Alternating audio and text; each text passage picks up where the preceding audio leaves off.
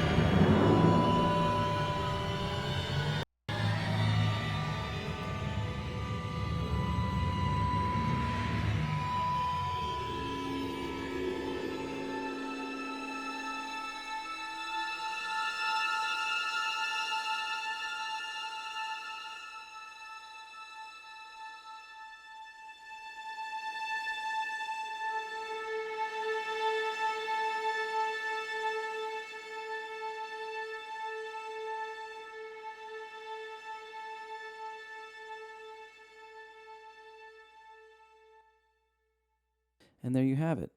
So this is the final stage of a stereo master.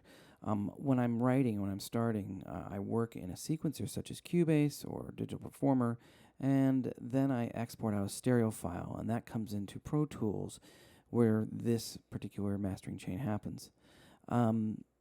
It should also be noted that when I put out a record, most of the time I send off my raw stereo to a professional mastering house such as Universal. Sometimes it doesn't happen, in which case I do it myself, and here's the plugins that I use to make them. Anyway, thanks for watching.